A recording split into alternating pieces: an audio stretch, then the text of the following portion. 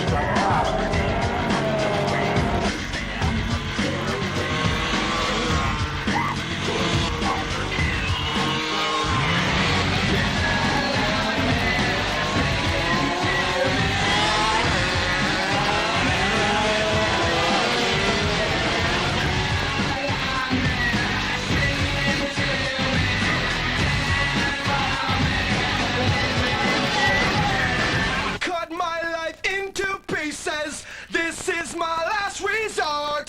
Suffocation, no breathing. Don't give a fuck if I cut my arm bleeding.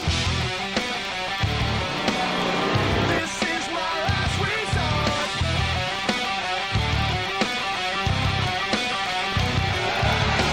Cut my life into pieces. I miss my last resort. Suffocation, no breathing. Don't give a fuck if I cut my arm bleeding. Do you even care if I die bleeding? Would it be wrong? Would it be right?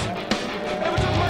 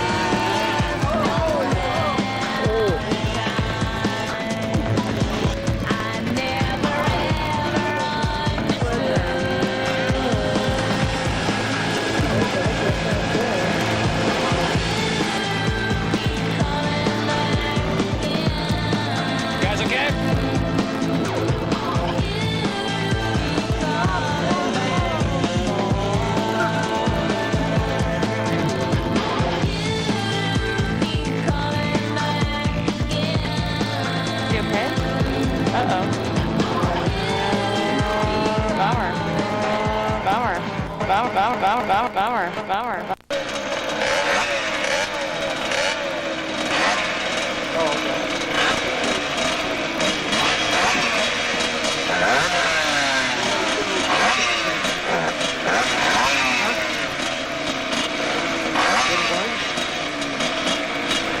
Do you really want it?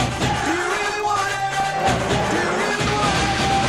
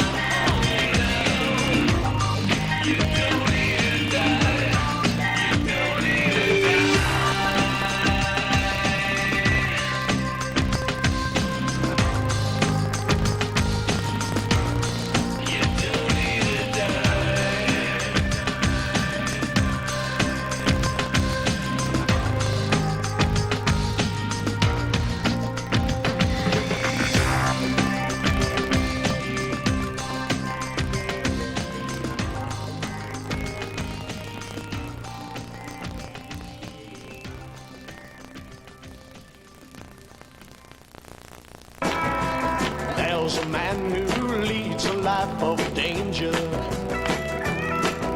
To everyone he meets, he stays a stranger.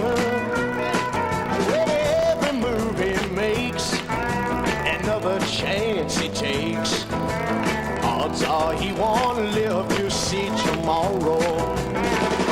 Secret agent man, secret agent man, they've given you a number and taken away your name.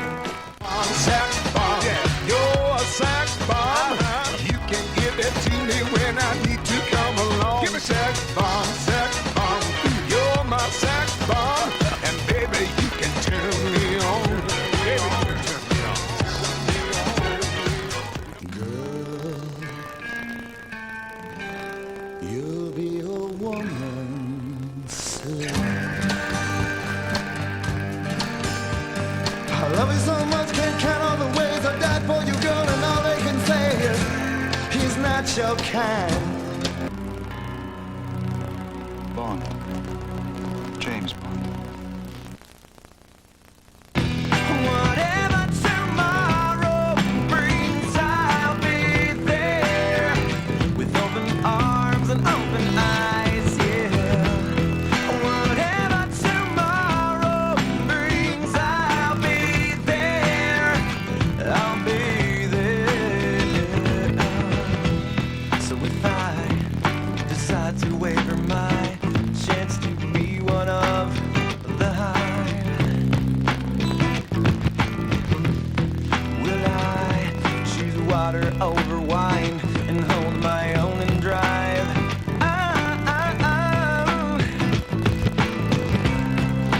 Keeping me before, and it seems to be the way that everyone else gets around.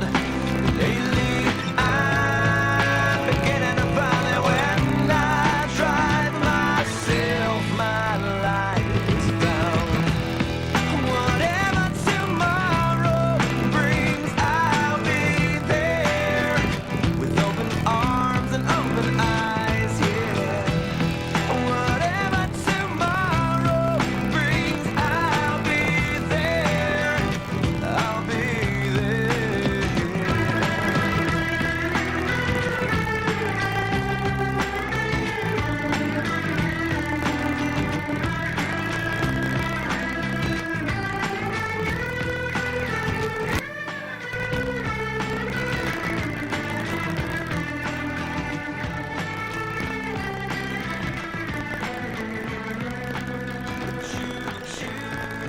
Choose water over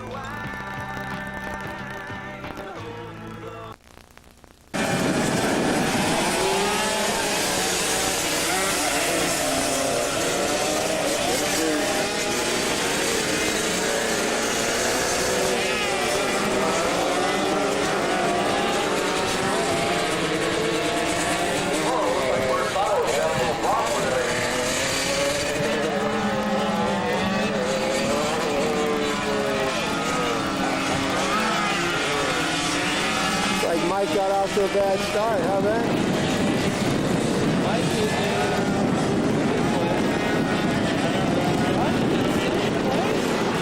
Yeah, I think so. Josh just got past the third guy. He passed the number 5 guy, or? Uh-oh.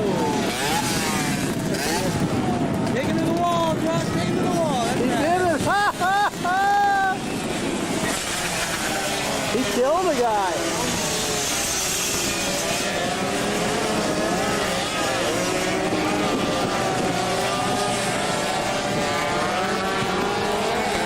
He got the same amount of power too, man.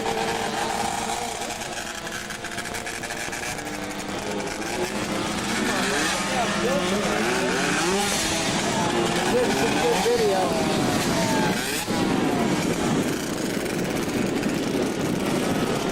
Guy outpowered. Outside. To the outside. Oh! This would be a big mess right here. He pulls on him. He's pulling him. Unbelievable. He's pulling him. that the guy number 1 in the league there? Yeah, he is. God. Look at that. Look at that. Dodgers coming to win! Dodgers coming to win! No, he got one taken on that one. Oh, there he goes. Almost got him. Almost got him. Ruthless, Ben. He's all over him! You can see that in the video. He's going to want this video. I'll charge him $1,000. Oh, wait, outside! What are you doing? Oh, he got it. He got it. I got it. He got the pass. Can you believe that? Unbelievable!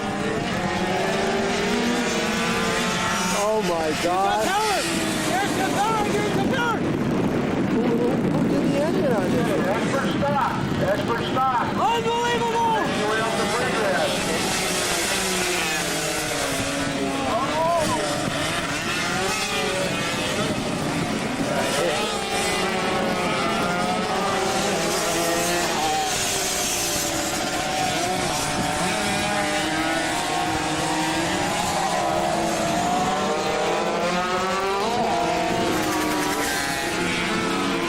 Josh is walking away, Ben. Unbelievable! Look to these guys. They're going to be racing like stink now. This guy's going to number 5. He got it. No, number 5 did a nice job there.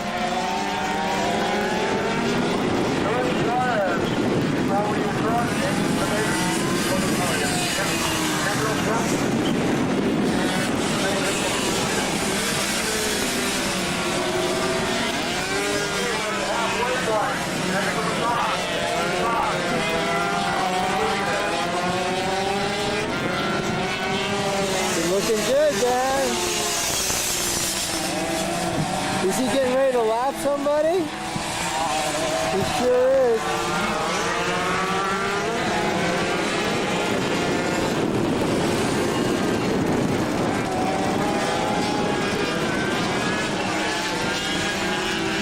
No prob. Unbelievable.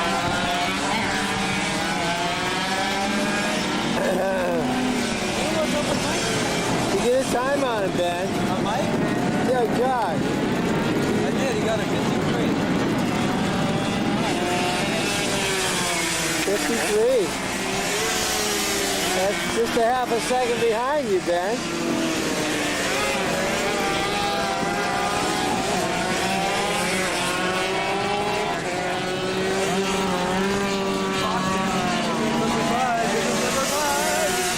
Is that the same guy or somebody else? Here comes the pace!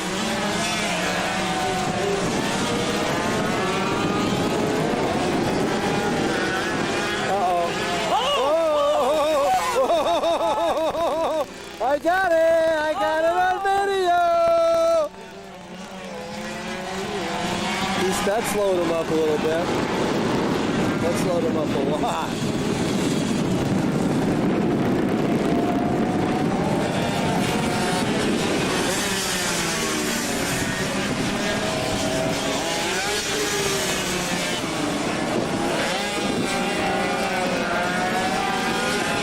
Oh my God, Ben, is that amazing?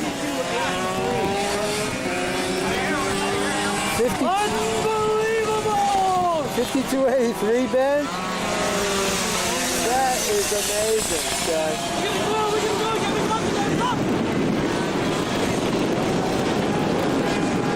You guys, is that just the one? Is this the final lap? No, not yet.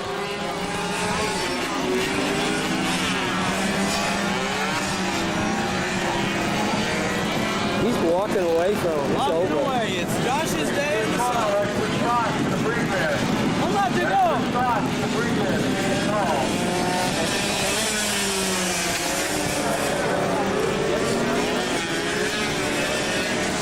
He's coming on him.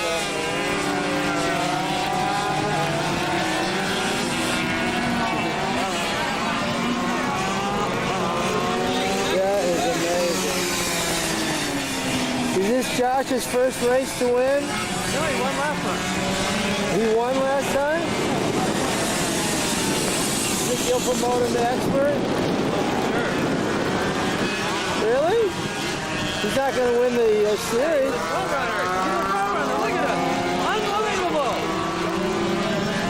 Guy's going to try. Josh is pulling him.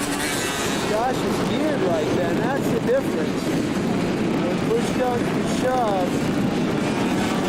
Unbelievable! Josh is the wiener.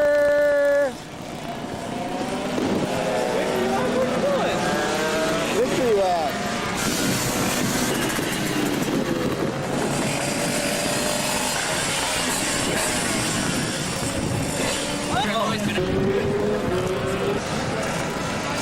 Expert 80, and there's Ben right.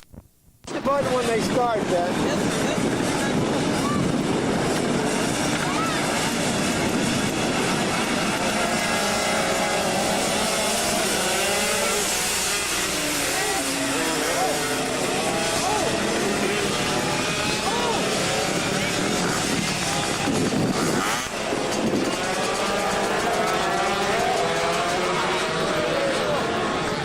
Wow, what the hell is that? Mike, I'm coming for y'all. I'm coming for y'all. Is that Josh or Mike? In third. Yeah. Mike is in fourth. Really? Oop, that's one. Mike is in third. Was that Mike? Mike is in third. Josh is in second. Number 5. Time him, Ben. Just push that cushion.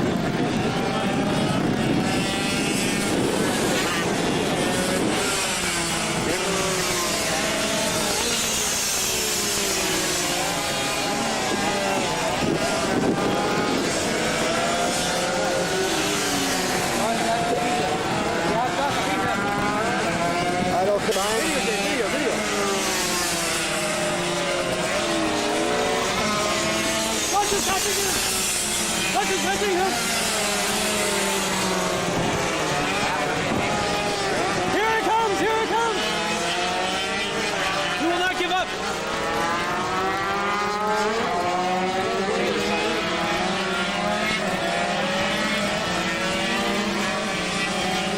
He's going too fast. The stopwatch can't keep up.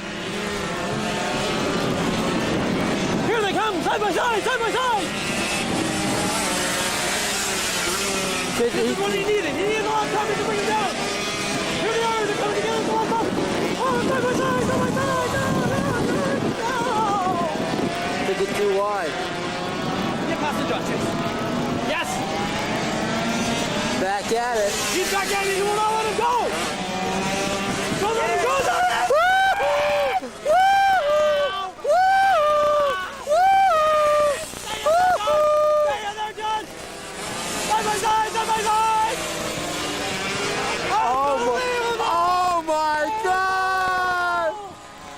Stay with it, Josh. You have to stay on it. He's got it, folks. All he has to do is got him. He's got him. Unbelievable recovery. Unbelievable recovery. And it's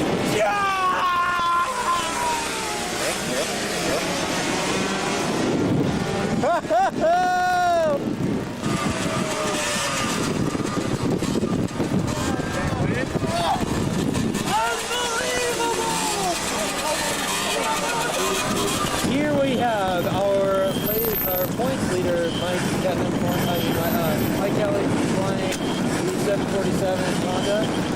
Next to Rick Glass from the 20 bike. That's who needs to beat, I believe, in the championship. Number 64 belongs to Jason Van Site. That is a RS. Very expensive. But here it's all coming down the bike. I'm going to take over. That might get a good start. Go to the inside.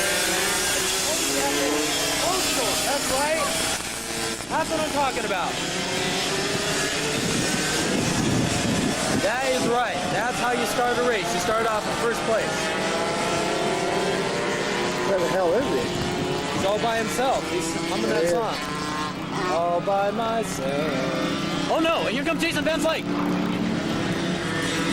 He's got the power. He's got the handling. He's got the brakes. But Mike's not afraid. Mike's not afraid of that. But Mike doesn't care about him, really. No, not really. Not really.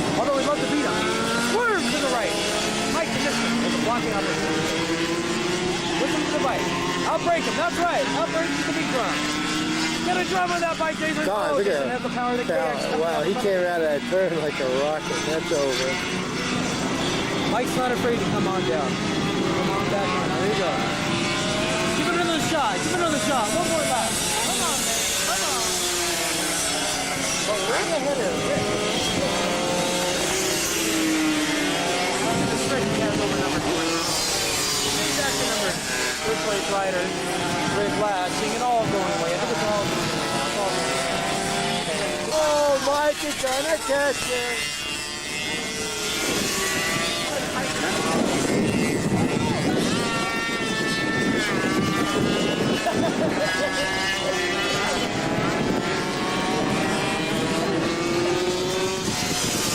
Don't you think they should black flag him? Black flag! Black flag! There's the white flag! There's the white flag!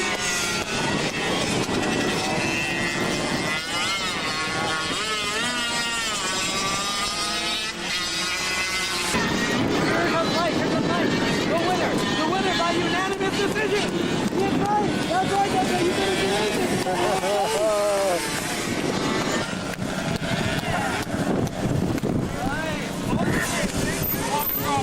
Final race of the year in the 80 class. We have Benjamin and 747.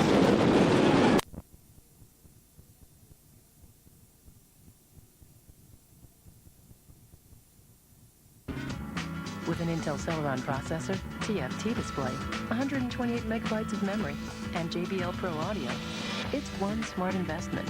And at just $9.99, it's also incredibly affordable. Call 1-888-608-2632 toll-free and get a $50 instant rebate off any Presario notebook with Intel processor. We're back at Springfield. No major change up front. Still a tight quartet battling for the lead. Carr to the bottom and goes back in front. Chris Carr, after struggling early or perhaps just playing it cagey, timing his move, going to the front, and now everybody else chases Chris down the backstretch. Chris showed his patience. He gingerly worked his way up there. Now he wanted to see what it was like to get up front and lead a lap. Don't forget, some of these laps pay $300 to lead. Sean Russell has also moved up into contention with this group, and that's pretty impressive as the lead pack is tightening up here. Note Johnny Murphy's in yellow, back up into contention. He had been as high as third. Russell is number 28, right in the middle of that bunch, and a teammate of Springsteen. And I would think probably pretty impressed to have caught this pack and be able to run with it. Well, Sean Russell's done a great job all day. He's got a real small body, so he tucks in. He's pretty darn aerodynamic, Dave. Also, 31 Kenny Coolbeth deserves a call, having battled his way back onto the track after breaking both hands less than a month ago. Made his comeback at Sedalia, made the main event last night, and now here today makes a move on Johnny Murphy and picks up a spot. I think that'll make him sixth as the first five peel off into turn one. Number 67, Mike Hacker, he shot through a little hole entering turn one and just come from third to first there. I mean, he had to maneuver his arms to be able to squeak between the two riders. Hacker number 67 riding Johnny Goad's motorcycle. Johnny, of course, built the bikes on which Ricky Graham turned in the greatest Grand National season in history. And now Hacker's given that motorcycle a great ride here today, and Johnny's got to be proud, but it is King going back to the point in front of the old rivals, Carr and Springsteen. And now you start to feel like maybe, I don't know, Steve, how long you can play the strategy game. When do you start having to position yourself for that last lap run for the finish? You have to be there first before you can be in position, Dave. I mean, you have to run in the top 4 or 5 because if you're able to do that double rider slingshot pass, you can run from third to first. But if you're back stuck in the pack, 4th or 5th, that gap gets really wide at the end of the straightaway, and there's no room for you to stick it off in there. Nicky Hayden, number 69, there he is. After the great start, he's kind of gone backward, but now seems to have regrouped. He's right on Coolbeth's heels. Murphy is behind him. How quickly the scene can change when you've got a dozen riders in the lead draft. The tiniest little mistake can cost you a half dozen spots. King hasn't made many and continues to lead down the backstretch. Here comes Carr up the outside. Jay will look to the inside. Smoke, was it Hayden? I believe that's Nicky Hayden's motorcycle that has erupted in smoke. Huge disappointment for the youngster who was so frustrated last night, wanted to win that one big, and now his Springfield Hall of Fame race is over. Oh, that kid hates to lose, and he so much wants to win dirt track races. He wants the Grand Slam, short track, TT, half mile, mile, and road race. Very few guys race both today. Nicky is one of the few. He won't win it today. I am really impressed with Sean Russell. I mean, he's running the race of his career right here, lifetime. He's able to run the pace with those guys. He just slipped into second, and he looks like he's doing it relatively easy. Came up out of the Harley-Davidson Sportster Performance class as a teammate of Jay Springsteen on the Bartels Harley-Davidson, and is absolutely having the ride of his life here today, and he's got his buddy Springer along for the ride as they continue to play a significant part in the story of the lead draft. Carr has gone to the front now, and Rich King on that last lap lost 3 spots and a bit of a gap. From Russell back to King now, there's a little bit of a separation. They'll close it back up. I mean, Chris Carr's out there setting the pace right now, and Springer's not going to let him get away. He's going to hang on to the back of him and just see what he can do. Jay will always look to the outside. Carr was able to get away in his heat race and make a runaway of it. It's almost unheard of at Springfield. In the main event, that has certainly not happened. The incredible story here is Sean Russell. He's never won a national. He's never been close. And look what happened down at the end of the backstretch as he got sucked up from first back to fifth. That's a lesson for the youngster. Well, it sure is. Rich King come from 5th place to be able to do that, Dave. So he's got a strong horse here today. He might have just been set back there cooling his tire. 5 laps to go. Still some experimenting going on. Drop back, pull up, see who you can draft, see who you can't. Rich King made a very big move and perhaps made a statement last time down this backstretch. Coolbeth in the blue and white, the youngster with the broken hands, into 5th. Catching back up. Last night's winner, Bigelow. You get a glimpse of him, number 11. He is now 6th with a shot at this pack if he can get into that draft and let him pull him back into contention. Carr leads from Russell, King, Springsteen, and there is Coolbeth. And this thing has 4 miles to go. 4 miles away from a $75,000 first distribution. Russell goes back to the front. The motorcycle race has started, Dave. When they show that 5 laps to go, there's no more testing. It's all out. It's everything they got. But that doesn't necessarily mean all out to try to get to the front, does it? It's still a strategy game. No. You've got to know where you want to be on that last lap. For this moment, King wants to lead. Right now, they want to be at the front because that's where they want to be the last lap. So they've got 4 laps to do it and get there. So they can't be marred back in the pack. If they're going to go, they got to go right now. Rich King has lost a couple of heartbreakers here at Springfield, including right here in the inaugural Dirt Track Hall of Fame race. With 3 to go, Chris Carr will take the lead. Springsteen tucking into 2nd spot. The old veteran. Took him a long time to win his first one at Springfield. He finally got it here last May. Now he wants to win the richest race of them all. And his teammate Sean Russell in tow for a moment. King slides up underneath him and retakes the top spot. They'll get 2 laps to go this time by.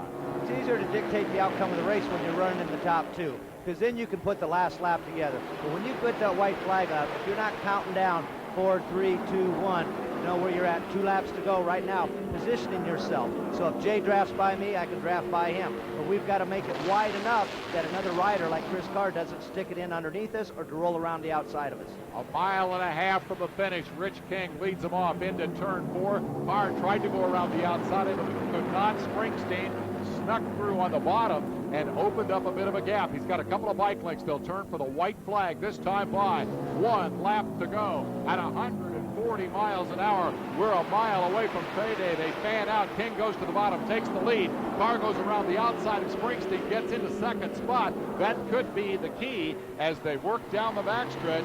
He'll try to draft Rich King, but wait for the wild scene that occurs right here when they roll him off into turn 3. Who's going to go where? King comes way down to the bottom. Carr goes right through the middle, takes the lead, and Springsteen is right on his bumper. Is he close enough to make the draft move and win this race? We'll know in a moment as they come out of 4. Jay tucked in, trying to run him down. King bumped him, and Carr wins the race.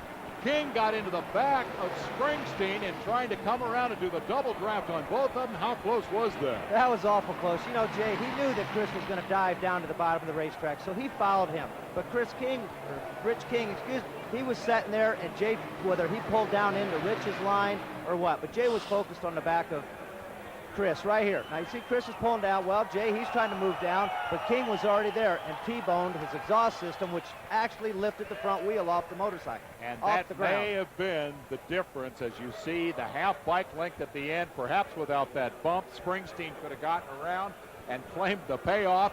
Chris Carr started up front, dropped way back into the pack, came back and won it with a last lap move. We'll hear from him when we come back. We must go faster.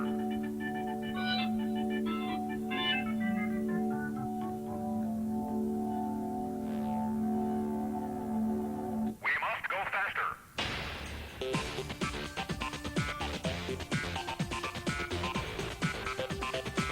We must go faster. We must go faster. Hi, I'm Joe Kopp, the defending Progressive Insurance AMA U.S. Flat Track Champion. When I'm not at the races, I like to ride my street bike. When you ride, you need protection from America's #1 motorcycle insurance company, Progressive Insurance. Progressive has low rates, lots of discounts, and great coverages. And Progressive pays $1 a quote to the AMA Flat Track riders when you call 1-800-FLAT-TRACK. For a low rate on insurance, call 1-800-FLAT-TRACK or visit us on the web at 1-800-FLATTRACK.com. This has been a special presentation of Speed Vision on Fox Sports Net.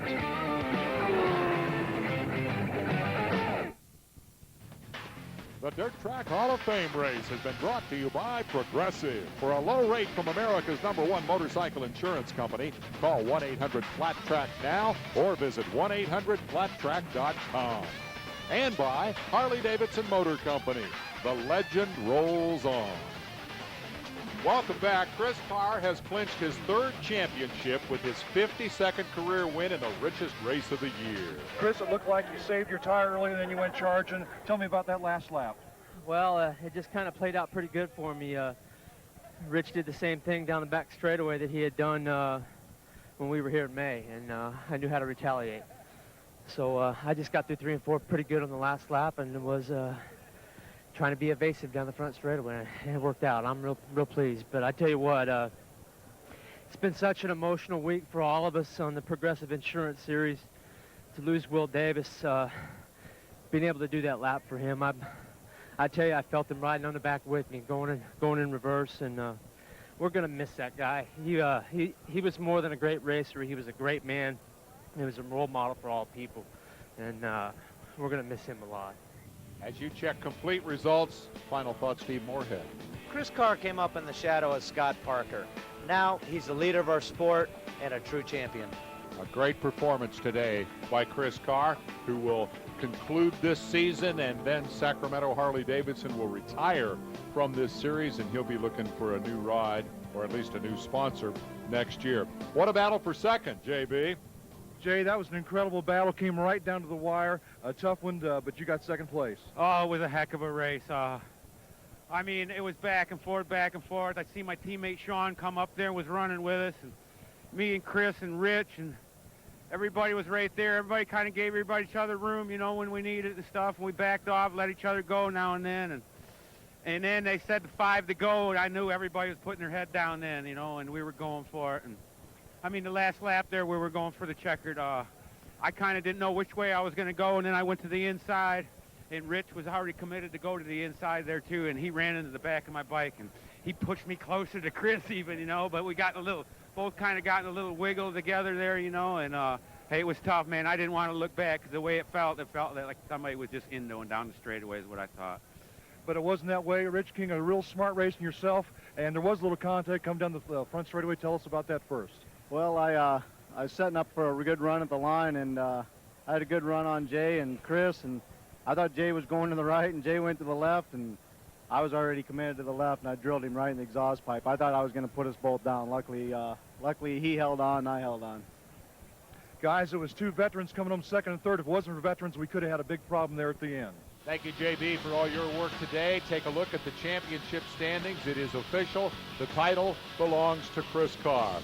And though he did not get the opportunity to return here to this race he won a year ago, I think Will Davis would be proud of what happened here today.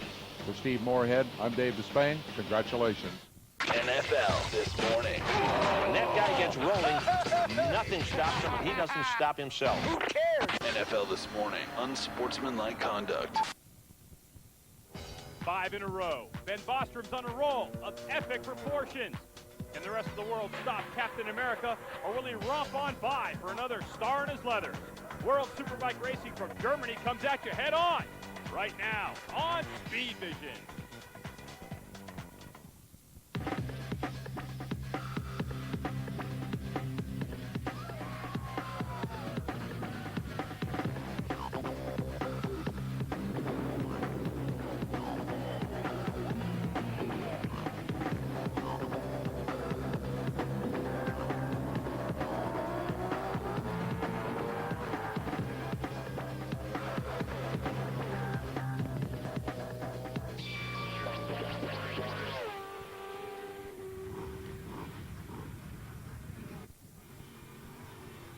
We're pleased to say the sun is shining in Oschersleben here in Germany for round 11 of the 2001 Superbike World Championship. Good morning and welcome to Germany. This is an exciting day, and after a month on holidays here in the Northern Hemisphere, everyone is keen to be back and literally raring to go for this final fast month of September.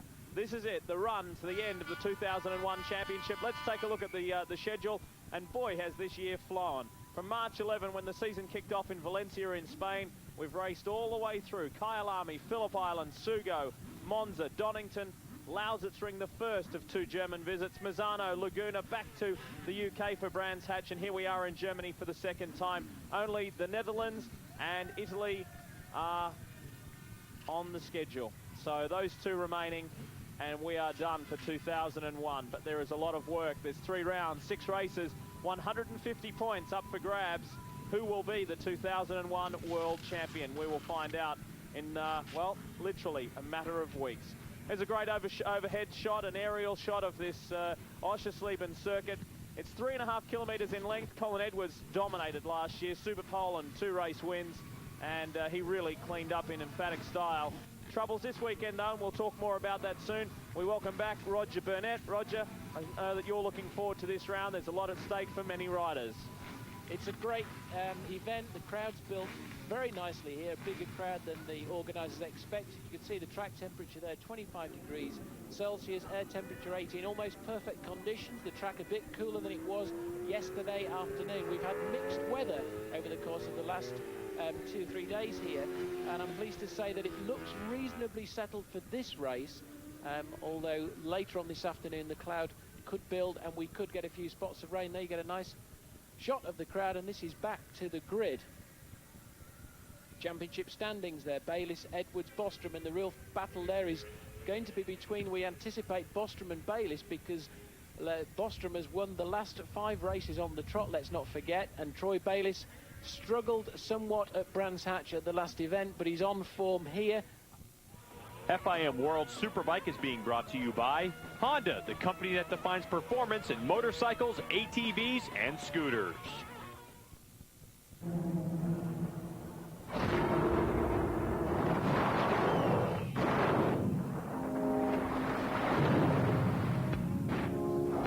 This is Silverado Heavy Duty. Available with the new Duramax diesel. The most powerful diesel you can get in a pickup. Silverado Heavy Duty. More truck from Chevy.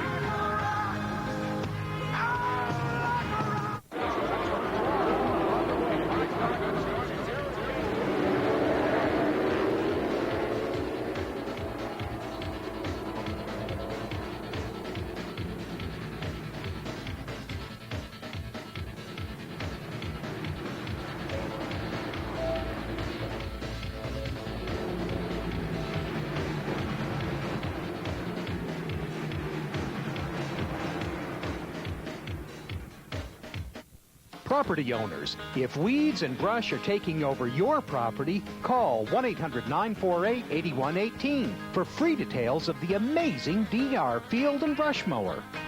The DR works like a big tractor-mounted brush mower, but in a walk-behind version that's easier to handle and a lot less expensive. So if parts of your land are too overgrown for any ordinary mower, call now for free details about the amazing DR Field and Brush Mower. The following is a special presentation of Speed Vision on Fox Sports Net. Race 1 of 2. Hodgson will start from pole from the injured Troy Corser. Ruben Zaus and Colin Edwards, the first 4 positions. Fostrom and Bayless, the 2 Works Ducati riders alongside each other, and watch for them to come from the second row. Laconi and Kawasaki's Akira Yanagawa outside second row. Toseland Okada, who needs to perform, he needs to do everything possible. Sure, he got second at Suzuka, but he needs to do more to consolidate his job for next year. Martin has done well on the DFX Ducati, starting from row 3. Keeley, Versailles, Chambon and Ulm were the last 4 competitors in Superpole. Frankie Keeley seems to be struggling this weekend here. This Suzuki just does not want to turn, and those ongoing chassis problems are still present.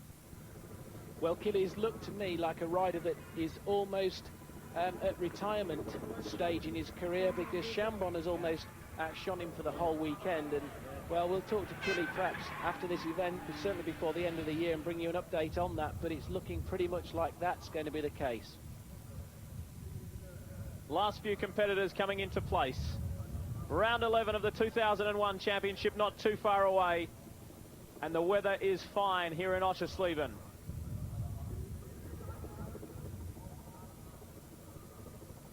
Neil Hodgson said yesterday he wants to convert this pole position to his first European race win. It would be the most important one, but he hasn't got away to the best start. Corser has, and Edwards on the inside.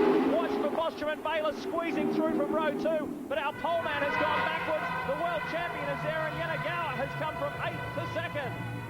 Well, a disastrous start there for Hodgson, but it's Edwards and Yanagawa that are up the front, and we've got a faller. Let's have a look who that is. It's a little difficult to see at the moment. Michele Malatesta, one of the privateer riders, and that's Marty Craggle. So Marty Craggle on the Pacific Ducati is down. Let's get back to it up front. And one of the second Aprilia rider, Regis Laconi, has got away to a swift start as well. But it's Honda, Kawasaki, Aprilia. Corsa got a nice start, but nowhere near as good as Edwards. And Yanagawa came blasting through from the second row. So his job may be in jeopardy, Yanagawa, but he's going to go out with a blast. This is where it's very frustrating. You've made a bad start, and that's the bike of Marty Craggle you can see being wheeled away. You've made a bad start. You've got to keep your composure. It's very easy to get carried away and make mistakes or further mistakes. But Edwards is in the position that he needed to be in, and this is just what happened last year. And there's some fallers in the background onto turn 6. Do not want to get tangled up in that. Here goes Rubens out. That's Robert Ulm, the Austrian rider. He's down. And, well, it's a repeat of yesterday. Both Marty Craggle and Ulm came down at the same time yesterday. So both riders out of race 1. But Colin Edwards has not experienced the best weekend, that's for sure. He's a little tired and perhaps a little jaded after being worked very, very hard throughout the Suzuka 8-hour program. And they did a 3-day Michelin test over the last weekend. And I asked him, how was the summer holiday? And he said, no holiday for me, that's for sure. So he's responding now. He struggled a little in early qualifying. They had a massive front-end chatter problem with this Honda. But he and Adrian Gorst and the rest of the team made the necessary changes overnight. Quickest in morning qualifying, and he leads the way now. Brilliant stuff from Edwards. This horsepower advantage that he's got in the mid-range section is something that they've tested throughout the whole of qualifying. They've got it right, but what a great ride from Akira Yanagawa so far. A really good start from the second row there for Yanagawa, and he looks very, very comfortable sat there, as does Troy Corser. This is a very physically demanding track, lots of change of direction. Zaus has pushed Laconi back to 5th. There's Bayless ahead of his teammate Bostrom. Then Okada is sitting there in 9th position. Hodgson, our poleman, is back in 10th at the moment, and a lot of ground to work up. He's just ahead of his teammates Toseland and Keeley. Coming down now to the end of the back straight. This is the end of sector 2 into the Shell S's. There's Ben Bostrom on bike 155, but it's all about Colin Edwards at the front at the moment. And Colin Edwards believed that if he could get to the front, then he would try and pull away, and it looks like that's what he's trying to do. Whilst Bayliss has got Bostrom behind him, he'll not be too disappointed. This is the shot from the 996 Ducati of Troy Bayliss. Onto the main straight here at Oschersleben.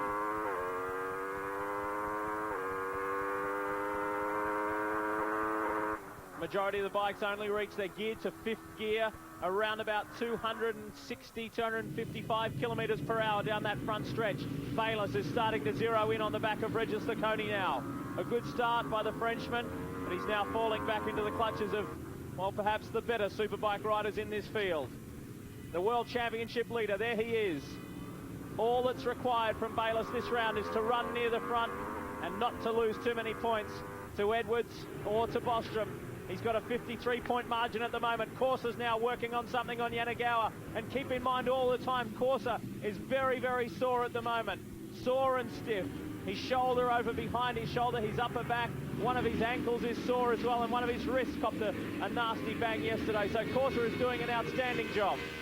This is exactly what Colin Edwards could have hoped for. A rider like Cmrra Yanagawa that's a very confident rider, but a rider that's difficult to pass as Zaus comes up and he's passed Corsa for 3rd spot. And I was going to say, how long is it since we've seen Zaus, the first Ducati rider, in a World Superbike race? Yeah, he's going well. He's done a good job. We ride now with Ruben, 23 years old, the Spaniard.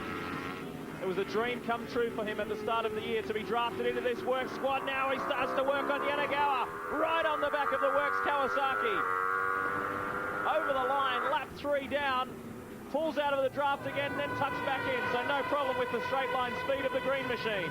Well, that was incredible. I felt for sure that Zaus was going to be able to pull out of the slipstream with Cmrra Yanagawa, but he couldn't. That's the view from Ruben Zaus. It's very difficult to judge braking points, etc. As you're that close behind, he's going to have a look at the inside into Hasselrode curve, but he couldn't make it. You have flash, you have cash, but do you have stamina? The American Le Mans Series roars into Mazda Raceway, Laguna Seca, September 7th through 9th for the Monterey Sports Car Championships presented by Mazda. It's 4 classes of the world's most prestigious racing machines, including Audis, Vipers, Porsches, BMWs, and Cadillacs. Strap in for raw power, raw energy, raw excitement, and one serious rush. For tickets, call 1-800-327-SECA or log on to laguna-seca.com or tickets.com. NASCAR Victory Lane, from the pole position to the winner's circle. A full recap of all the day's action. NASCAR Victory Lane, tonight at 9 on Fox Sports Net. NFL this morning. Strap it up for going to war. When that guy gets rolling, nothing stops him. He doesn't stop himself. With the election now behind us and uncertainty still ahead, will the American dollar increase or decrease in value? Every day, trillions of dollars are traded at currency banks and exchanges around the world.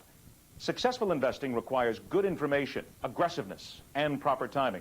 We at Comtech Trading Group believe major momentum is shifting in favor of the European currency unit. That's why you need to call for our free investors kit and free video. A strong U.S. dollar has driven the European currency unit to near all-time lows.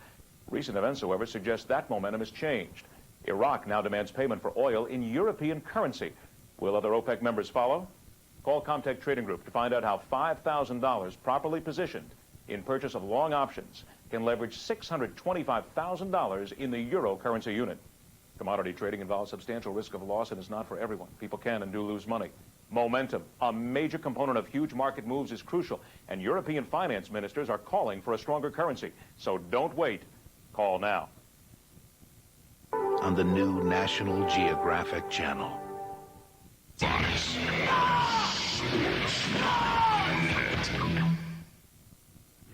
Yep, he's had 1.4 seconds. Edwards has over Cmrra Yanagawa. They're starting to line up. They all want to take a shot at the Japanese rider.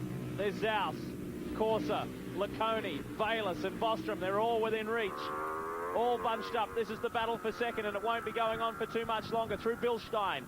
The very tight chicane leading onto the back straight. Through turn 6, here they go. Another drag race. This runs parallel with the front straight.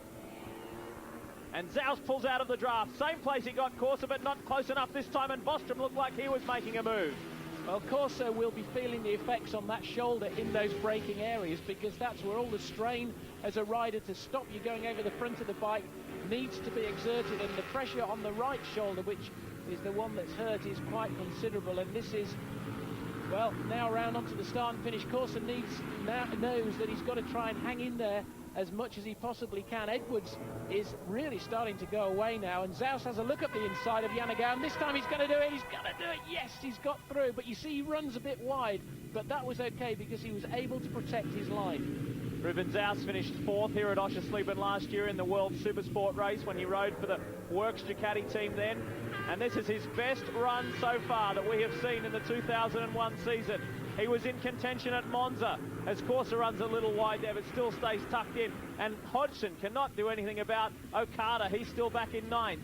We saw Zaus in a promising position at Monza, and then he crashed out while sitting in 3rd position. A podium was there for him, and then he tossed it away while scrapping with Hodgson. But now this is the best he's ever been. Up in 2nd, chasing out after Colin Edwards. The margin is now 2.1 seconds. Well, we said it was very important to make the start, and there's only been Ruben Zaus so far in this race that's managed to overtake anybody. All the rest are holding station. And now if Rubens can go after Colin Edwards, that's great. But Akira Yanagawa is still causing this traffic jam behind him, with Corsa, Bayliss, Bostrom all trying to get through. And this is on board with Bayliss, and you can see ahead of him Troy Corsa. Troy Corsa going right, then down into the last corner, Spielmacher. Let's see how quick the Aprilia is as we exit Spielmacher and go down this long, long front straight. This is where all the top speed has been gained this weekend, and I'm sure that Bayliss won't be able to overtake coming down here. He's looking out of the slipstream, but no, he can't do it. And Bostrom has been unable to get past Regis Laconi, which Bayliss did. He made quick work of that. Now he starts to work on the next Aprilia rider. The view of Troy Corsa. Akira Yanagawa up in the distance. Into Hasseröder. Inside move here for Bayliss on Corsa. Not quite close enough. That's just how difficult it is. You see, all these guys are lapping and are able to lap at more or less the same speeds. And to overtake, it really does require an awful lot of bottle. And I say bottle because it really is that kind of move. It's got to be a move where you don't know if it's going to pay off or not. Now, Bayliss is in a position in the championship, by leading the championship, where he actually can't afford to crash. So he can't afford to make that kind of move at this stage in the race, or really any stage in the race. The young challenger begins the chase on the world champion. Ruben Zaus is proving to be nice and calm at the moment. He's keeping a cool head. There he is, bike 11.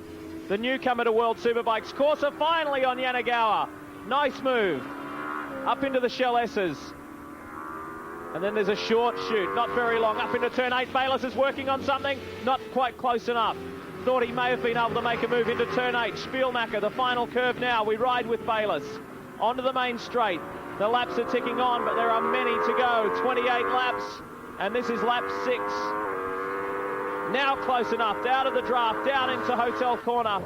And he might go 2 in 1. Bayliss thought about getting on Corsa. Wow, Bayliss got it all squiggly there down into Hotel Turn. But Bayliss, that's his riding.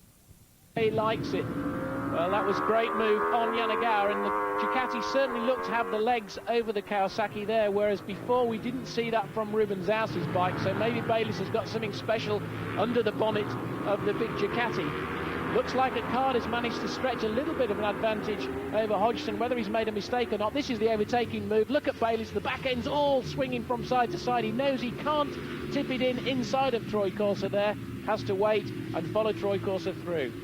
Well, Colin Edwards has just set a new lap record on that last lap, a 1:28.1. He held the previous lap record of a 1:28.2. So he is on fire at the moment, and there's certainly nothing wrong with that SP2 Honda. Problems yesterday. He had enormous front-end chatter. Colin Edwards was saying, do you know what tennis elbow feels like? Well, I've got 2 of those. That's how hard it is to hang on. And speaking of hanging on, Bayliss goes right through on the inside of Troy Corsa. So moves up another position. This forward surge continues. Bike 21, Bayliss, the World Championship leader at the moment. He enjoys a 53-point margin. There's 150 points up for grabs in these final 6 races. And Bayliss wants to get as many as he can today to ensure he keeps that lead. If loving you is wrong, I don't want to be right. If being right means being with Without you, I'd rather live a wrongdoing life. If I can't see you when I want, I'll see you when I can. If loving you is wrong, I don't want to be right. The Roadstar from Loving you is wrong. We have terrific analysts on Speed Vision. These guys have actually driven the race cars. When I go to do a live broadcast, my heart pounds in my chest just like it did when I was in the race car. When those lights start to change and I know they're about to burst off, I mean, I'm in the car with those guys at that point. I'm vibrating like a tuning fork. That ability to captivate the audience and make them really feel what it's like, you can only do that if you've been in that position in that car.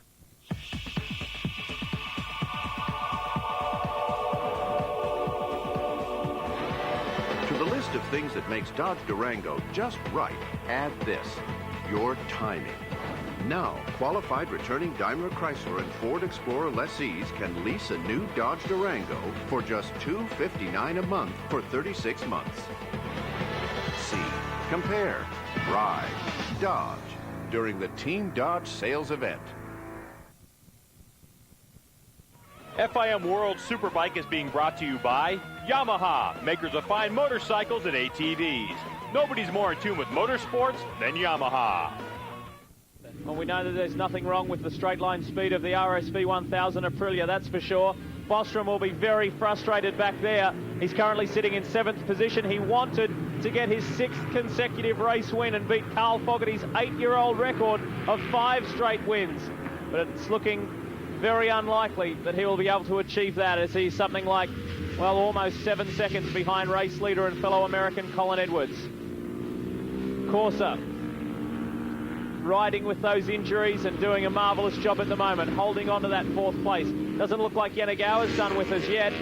There's second Rubens House, and the margin back to Troy Bayliss.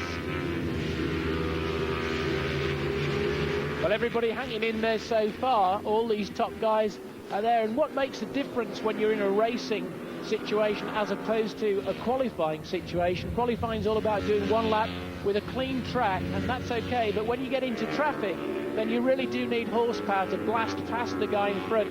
And if you're lacking horsepower, then all you can do is catch up at the next corner all the time. So unfortunately for Hodgson, he's at the back of this trail now, and I can see it being very, very difficult for him to overtake anybody, because all he can do at the next corner is actually try and catch up, because he's on the 2000 spec bike, of course, in this 2001 season. But Yanagawa's looking on the inside of Corsa, and that would have been a brave move. And Bostrom's through. Bostrom's through on Laconi. Good for Ben Bostrom. Now he can make headway.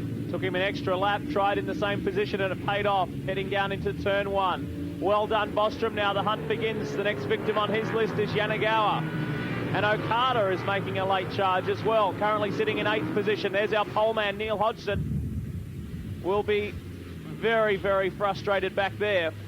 After starting from pole, it wasn't the best start that he's ever performed, that's for sure. And has been playing catch-up ever since. Here's the move. Yanagawa, but watch further back, 155 on 55. Ben Bostrom, a successful move on the inside. Was much closer, perhaps got a better run out of Spielmacher, the run onto the main straight. Now these guys are starting to bunch up. Corsa, Yanagawa, Bostrom, and he is now leaving Laconi behind. Up into the Shell S's. Yanagawa flying the flag for the Harold Eckel-run Kawasaki team. Where is his teammate Gregorio Lavia? Way back in 13th position. Rumours floating around the World Superbike paddock this weekend that Lavia will be going to GP racing next year. We'll have to wait and see before we can confirm that one for you. Well, this is a good opportunity for Ben Bostrom to get on the back of wheel of Yanagawa and try and pass again down into this, but Yanagawa's bike's too fast, and he tries to look on the inside of Corsa once again. Laconi and Okada is still in close attention, and then Neil Hodgson's dropping back a bit, and Killy's closing on Hodgson, so keep watching for Killy at the back of the bunch there, closing and moving forward. Troy Bayliss can't seem to catch his younger teammate Rubens House. There's around 3 seconds between those guys. There's Edwards just flashed by. Zaus going through screen, and 21. There is Troy Bayliss. And Roger, for the health of the championship, isn't it refreshing to see something other than a Ducati up front? It's been 7 races in a row that Ducati have won, and the last non-Ducati winner was Colin Edwards himself back at race 1, the Lausitzring, our last visit here to Germany. It's great to see Edwards up front, and yeah, I do agree with you. Bostrom has really dominated the last few races, well, Ducati as a whole, but for Colin Edwards, this is just what he needs, and well, we'll have to see what happens with Zaus, but you can see that there's no exhaust pipe on this side of the bike. That's the new 2-into-1 section that's given that bike that much more mid-range power that this track really demands. Bayliss now coming through in 3rd, Corsa 4th, Yanagawa 5th, Bostrom 6th, Lacconi 7th, Okada 8th. Go on an exotic excursion every Wednesday with OLN's Emmy award-winning Adventure Quest. Our team of explorers helps you discover sites where few others have dared to go. If it's adventure you want, don't miss Adventure Quest. No matter how dangerous the journey, we travel across the earth, land, and sea so you can see the world. Adventure Quest for the explorer in all of us. Wednesdays at 9 p.m. only on OLN.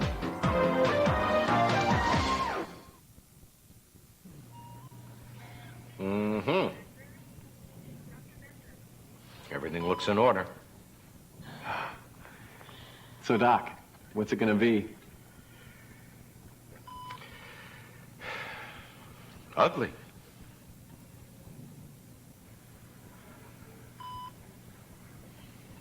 The Last Word with Jim Rome, the only sports commentary that's truly brutally honest. Weeknights on Fox Sports Net. The compact Presario 1200T. With an Intel Celeron processor, TFT display, 128 megabytes of memory, and JBL Pro audio, it's one smart investment. And at just $9.99, it's also incredibly affordable. Call 1-888-608-2632 toll-free and get a $50 instant rebate off any Presario notebook with Intel processor. Millions of dollars in jackpots every month, paid out to thousands of winners every month, playing 2,000 of the loosest slots. It pays to play at Casino Morongo. Join the Winners Club, the hottest slot club anywhere, and earn cash back and prizes. Table games like blackjack, pie gal, let it ride, poker, and more pay out over $1 million a month in bonuses and promotions. Plus bingo, 2 full bars, entertainment, and our award-winning cuisine in Cafe Serrano. If you want the hottest gaming action anywhere, it's closer than you think. 20 minutes west of Palm Springs. Play where it pays. Casino Morongo. You're watching Speed Vision on Fox Sports Net. We go back up front. Bostrom continuing his surge forward and trying desperately to get past Yanagawa and Corsa to then perhaps challenge for that last spot on the podium, but Bayliss holds on to that at the moment. And Zaus has just done his personal best lap of the race, a 1:28.1, so only 0.2 of a second slower than Edwards' existing lap record. Yanagawa again into turn 1, thinks about it, has a look, but can't quite close the deal. Oh, it was very, very close, that. 10 out of 10 for Akira Yanagawa for keep trying, but it shows the speed of the Kawasaki, and for those that say the 4 cylinders can't win races, there's absolutely nothing wrong with the top speed. Chassis and handling come down to how well you can get the thing set up, as Hodgson backs the GSE Ducati there into Hasaroda. It comes down to how well you can get the thing set up, but there's absolutely nothing wrong with the performance of the Kawasaki around this tight, twisty circuit here at Oschersleben. But Corsa's shoulder now must be starting to hurt. He will have had it injected. He's running it a little bit wide there, as you can see. Look at the gap that Edwards has got, and Zaus is really, really performing remarkably well. Let's not forget that this time last year, our first visit to Oschersleben, it's only the second time that the World Superbike Championship has visited this venue. Colin Edwards effectively wrapped up his first world title here. Remember, there was that funny point situation with Noriyuki Haga and the drug situation, and when he cleaned up both races, that effectively gave him the title. So very pleasant memories for Colin Edwards and the Castrol Honda team from the Oschersleben circuit. This duel continues. We go back up. There's battles all over the track. Through Spielmacher, onto the main straight yet again, and Corsa's doing a terrific job, a real gutsy job to hang on. He knows that there's guys behind him. He can hear Yanagawa. He's probably even seen Yanagawa. Bostrom's trying the slingshot, maybe 2 in 1. Yes, what a move from Bostrom. On the inside, that's pushed Corsa wide, and Yanagawa pounces as well. That was incredible, and that's the sign of a rider that rides with confidence. With the confidence that Bostrom's got at the moment, he was able to plan that move and take 2 in 1. He knew that Yanagawa was trying on Cmrra. He knew that Cmrra was slow into this corner. He has been all weekend.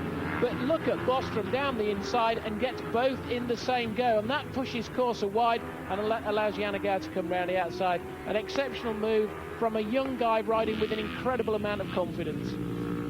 Enjoyed his summer break, went back to America, spent quite a bit of time with his younger brother Eric, and did an enormous amount of rock climbing, which he really enjoys. Here's our race leader. Speaking of Americans, the Texas Tornado continues to enjoy that 2.5 second gap. Let's have a ride with him. 15 laps to go, up into the Shell S's. Around, out of turn 8, Spielmacher, and onto the main straight.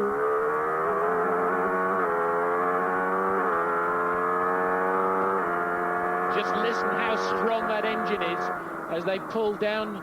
Colin pulls down towards the first corner, then down the gearbox to go into Hotel Turn. But he's been used to these fast laps at this kind of pace. He's done the Suzuka 8 Hour, and I think that's really set him in good stead. They've learned a lot about the bike. They've gained technology with the rear suspension link, the exhaust.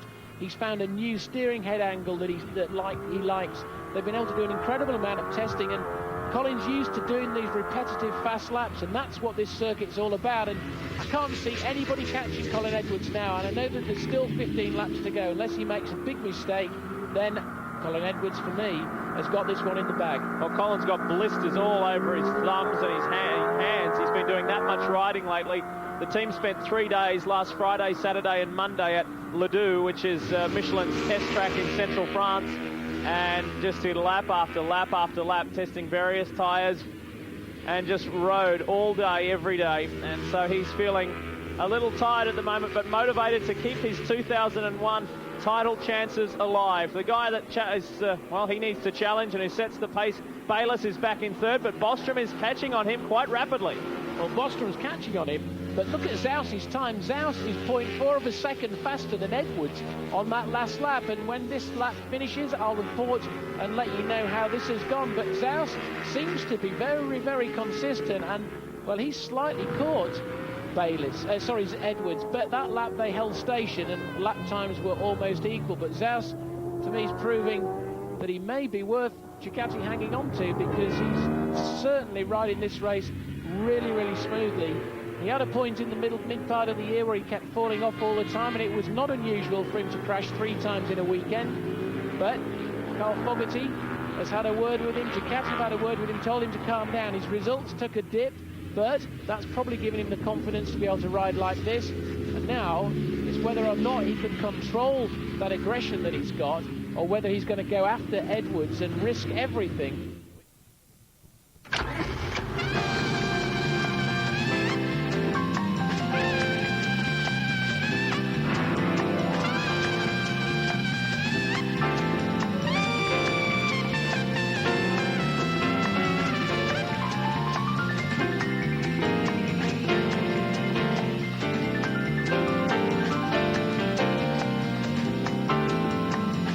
The 260 horsepower Acura CL Type S.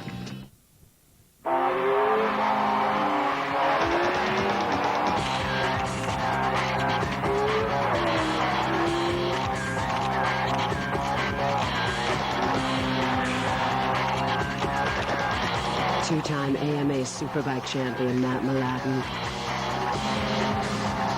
and the unparalleled Suzuki GSXR line. Own the racetrack. FIM World Superbike is being brought to you by Kawasaki. Visit us on the web or call 800-661-RIDE for your local Kawasaki dealer. And there you've got the battle in the background with Corsa. Okada's still struggling to get past Corsa, although this is Corsa's weak area, and Okada's now coming up the inside and's got him, so that braking area down into turn 1 is certainly affected by Corsa's shoulder. Let's not forget, this is Tadayuki Okada's first visit to Oschersleben, so he's taken to the track remarkably well also. Through into Haseroda. Both works Hondas, riding with that new single exhaust system, and it's proving to be quite successful. an HRC concept. They thought of it and wanted to get the team to run it as quickly as possible.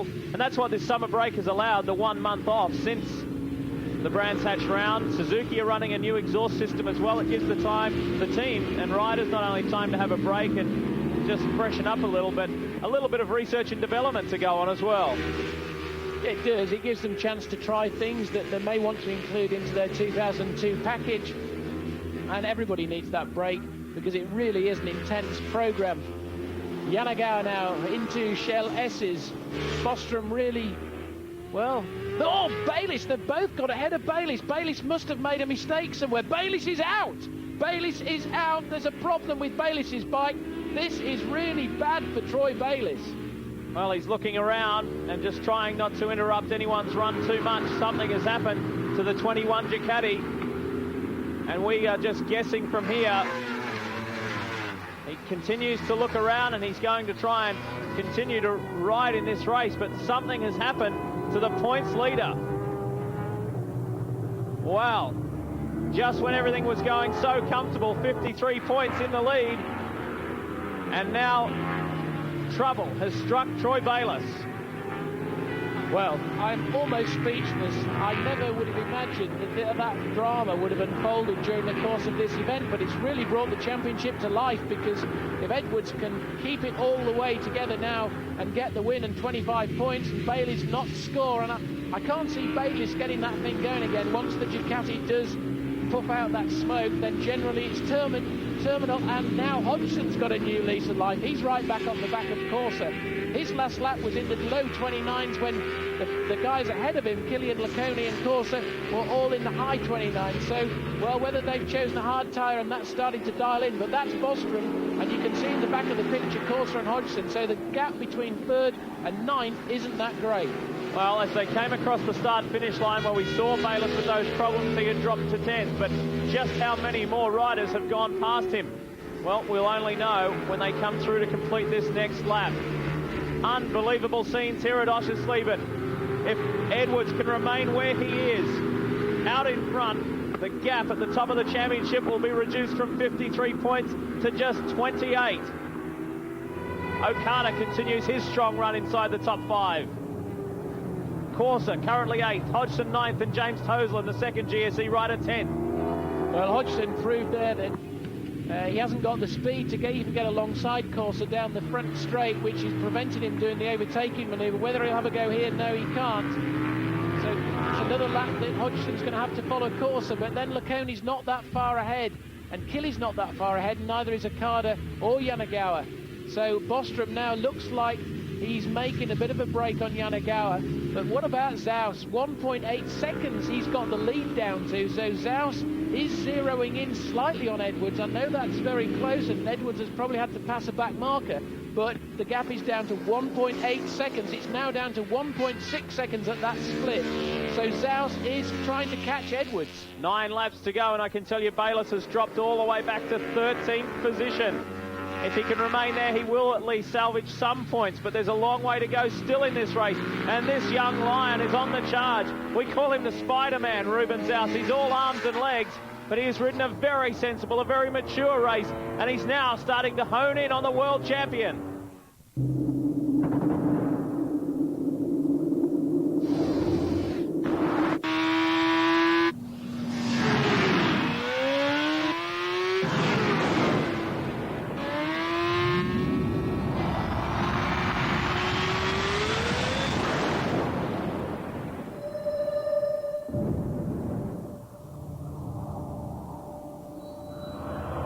The all-new FC1 from Yamaha. Darrell Waltrip's legend cast a shadow over Brother Michael and led to a family betrayal. He was living with the Petties. Man, that's like living with the McCoys. Beyond the Glory, tonight at 8 on Fox Sports Net. Every move, every story, every weeknight. This is totally NASCAR. This is Fox. Go in for Hollywood's best this week on In-Demand Pay-Per-View. The Family Man. Down to Earth. Wes Craven presents Dracula 2000. Unbreakable. All on in-demand pay-per-view. The hits you want delivered right to your TV. Recently at Pizza Hut, we put every word possible in front of the word Pepsi and discovered something amazing. The word free was number 1. So now get a free 2-liter bottle of Pepsi when you order the Big New Yorker pizza. That's right, it's an extra-large 16-inch pizza loaded with cheese and your favorite toppings for just $9.99, plus free Pepsi. That's a great deal for just $9.99. Hey, who knows? This free thing might just catch on. The Big New Yorker and free Pepsi, only at Pizza Hut. Andy. Aikman and Johnston this fall on the NFL on Fox. You're watching Fox Sports Net.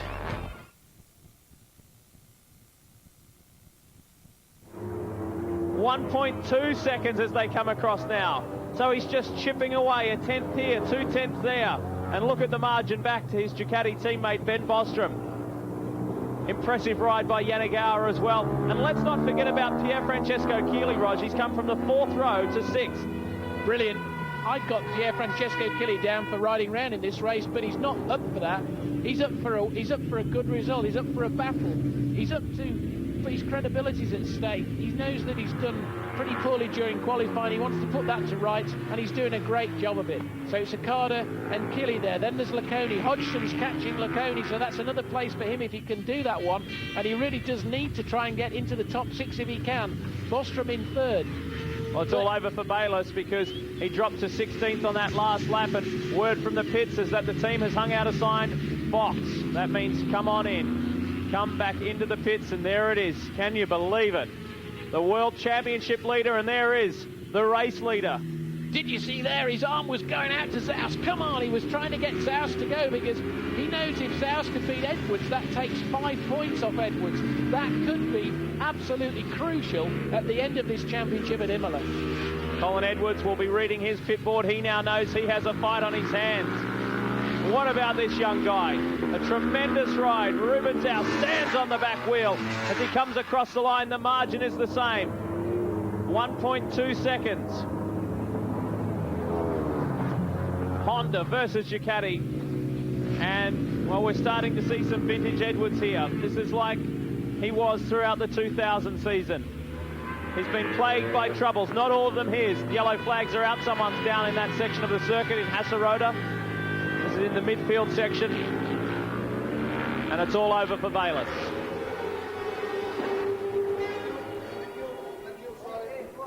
Sorry, thank you. Sorry. David Tardozzi asking the cameras just to stay away. As you could well imagine, a little bit of privacy is what they want. Isn't it incredible the depth of field that Ducati have got, because one of the World Championship leader goes into the garage and the young pretender is now challenging for a race win. Everybody expected Bayliss and Bostrom to be doing this, but no, it's Zaus doing it this time. It's great depth of field for Ducati. 1.48 seconds. 1.5. Edwards has responded. Maybe Zaus is thinking, well, I can't do anything about this. When you try a bit too hard around this circuit, your lap time tends to go backwards. So maybe if he relaxes and lets Edwards do the trying, maybe he can just catch up. But, well, Edwards is doing a sterling job of keeping Zaus at bay. And they're 12 seconds. Zaus is 12 seconds ahead of Bostrom, which is, well... Yeah, they've cleared out, haven't they? Pretty unbelievably. Winding it down, 5 laps to go here at Oschersleben. Can the Tornado hang on? I think so. He's been able to edge away another half a second on Ruben Zaus. So he's responded to the challenge from the Spaniard. It's been 8 races since bike number 1 was in the number 1 position. It's been a frustrating time for Colin Edwards. The Suzuka 8-hour win was a great boost to his confidence. And he enjoyed riding with Valentino Rossi. But this is what it's all about for him. This is his bread and butter. The championship, which he so dearly wants to win back-to-back. And now he's within striking distance. How quickly things can change. He was on for a double win at Kyalami this year when mechanical problems struck. At the end of the day, he said, I just hate it. He said, I had no choice. And he said, I just don't know how much I needed those 25 points. Well, for Colin Edwards, those 25 points are coming back. They're coming back, and it's going to be 28 points between Bayliss and Edwards at the top of the shop. But I don't think that Zaus is finished, because he looks to me like he's really, really trying and working hard, and I think maybe he's just got a new lease of life. He's saving a bit of breath, and he's going to really have a go on these last few laps. Let's hope so for Troy Bayliss' sake, but Colin Edwards will be saying the opposite. Now down in the lower leaderboard positions, it's Bostrom, Yanagawa, Ricardo, Killy. Hodgson's got ahead of Laconian, closing in on Killy, so that would put Hodgson into the top 6, which would be good for him. There's Bostrom, there's Yanagawa, there's Okada, there's Killy, there's Hodgson, there's Laconi. So, well, a fair bit of work to do, but 5 laps to do it in. Okada comes down now into Hotel Turn.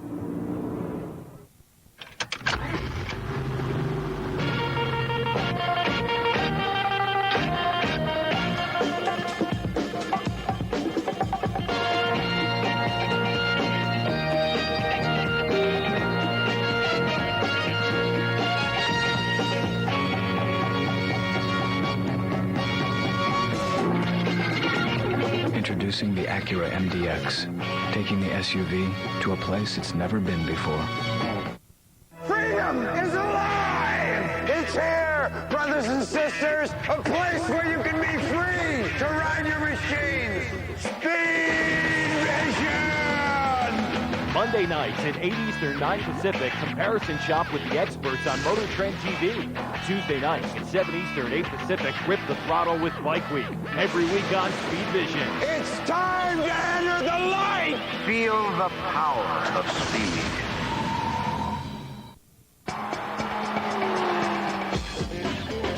More riders. More classes.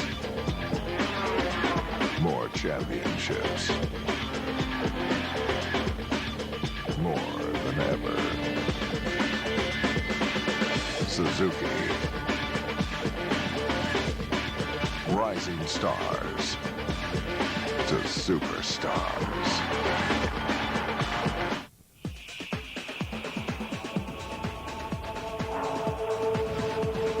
A Consumer's Digest Best Buy. 5-star government crash test ratings. No wonder a million have switched to Dodge trucks. And with low 0.9 financing or $2,000 cash allowance on Dakota, this switch thing is really going to catch on. See, compare, ride, Dodge during the Team Dodge sales event. Well, we're watching at the work Suzuki of Pier Francesco Chieli. How about this one, Rog? Talk about rumour time. I've heard one floating around the paddock this weekend that Anthony Gobert may be in talks with the work Suzuki team. Well, we do know that Suzuki are going to make an announcement at Imola whether or not to run a Superbike program next year. We know that they're going to run a Super Sport program, but Superbike we don't know until Imola. But that's Okada and Killy, and if Hodgson just got his finger out, then maybe he could see 2 more places further up the ladder, and that would be, well, very, very good news for him, because Corsa now has dropped back to 9th spot, and with Bayliss out, that's going to bring the championship all that much closer for everyone. We're winding down race 1, round 11 here in Germany. It's our second visit to Germany this year. The Lausitzring Euro Speedway was the first time, and of course Edwards won race 1 there as well. His teammate Okada is under siege from Frankie Keeley. 2 veterans of the two-wheeled world, and Okada doing pretty well at his first visit to this circuit, running in the top 5 at the moment.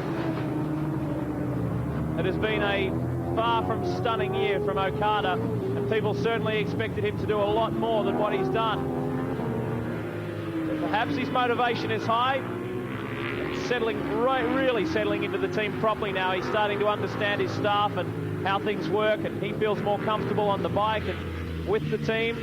So maybe in these last 6 races we'll see some better results from the Japanese star. Up front, his teammate has cleared out on Ruben Zaus. The gap is back to well over 2 seconds now, and Colin Edwards doing it comfortably. Well, we felt that Zaus maybe was going to have a go, and, well, he's done very, very well indeed, but it does look like Colin Edwards has got it under control. And Okada and Keeley, this battle is going to be quite interesting because, well, Keeley's complained all year that the four-cylinder bike isn't a match for the twins, but it looks every bit a match for Okada's bike around this Oschersleben circuit through the Shell S's, exiting down there towards 10.8, and this is turn 8, and this is to complete another lap. Now the gap between Killy and Hodgson at the end of the previous lap was 1.7 seconds. It looks to me like it's about the same. So on that basis, Hodgson is not going to be able to catch Killy and Okada. 2 laps left at Oschersleben. Neil Hodgson trying his best, but there is a long way between he and Frankie Keeley. 2.5 seconds up front. Edwards to Zaus. Bostrom, that last spot on the podium, and yet another podium finish for the Californian. He just goes through shot. This battle continuing.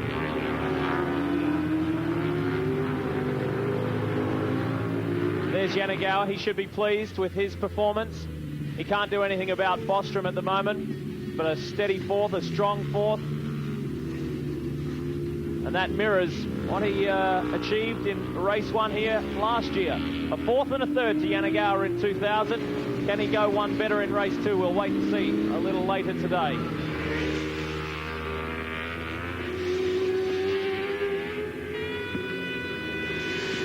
Lacconi at his first visit to Oschersleben running in the top 10 ahead of his teammate Troy Corser, but we know the reason why. Well, James Toseland is the man behind Troy Corser. If Toseland could catch Corser and pass him, that would be a great scalp for young James Toseland and a big help to teammate Hodgson, obviously from a championship perspective. But there's your gap, there's your leader, there's your second man, Ruben Zaus, and that's out to 3 seconds now, and this is the final lap. But more importantly, we know that that battle is over. He can't catch Colin Edwards in this last lap, but it has been a fantastic ride by Ruben Zaus. We've all criticised him because he was a little wild, he was a little loose, and a little too crazy. But this is certainly a new Ruben Zaus. Great to see Colin Edwards back up on top as well as he goes around. Now, he's within half a lap. Word from the pits is that Troy Bayliss has retired with a clutch problem. There is a clutch problem on Troy Bayliss' machine. Drew Bilstein for the last time, first, second. His best result to date, Ruben Zaus, was 5th in race 2 at Kyalami. And I know that his mentor and the best ever world superbike rider, Carl Fogarty, will be watching this right now and thoroughly enjoying it. Foggy's not here at Oschersleben, but we'll be watching this and really cheering the young charger on. Final corner, final lap, and a repeat. Take 2 here at Oschersleben. Edwards has done it again. He dominated last year, and he's back on top. Edwards cleans up at Oschersleben. The Castrol Honda team, they've got reason to celebrate again. He won at Suzuka, and he's now back on the top step of the podium again. Bostrom comes across the line. 2 Ducatis on the podium in this first race. Important championship points for the Californian. And Yanagawa in the top 5, Okada as well.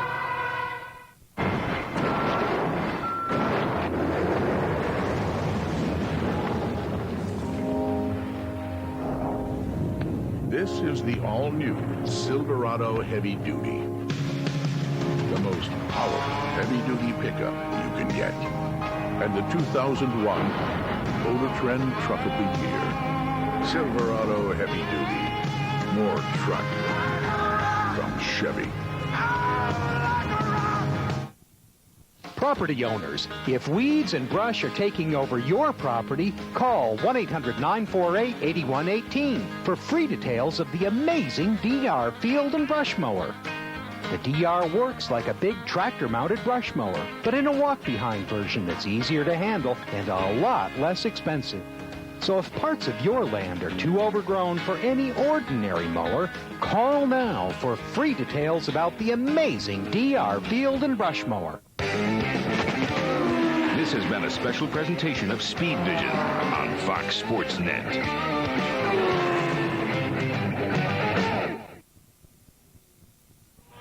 FIM World Superbike has been brought to you by Honda, the company that defines performance in motorcycles, ATVs, and scooters.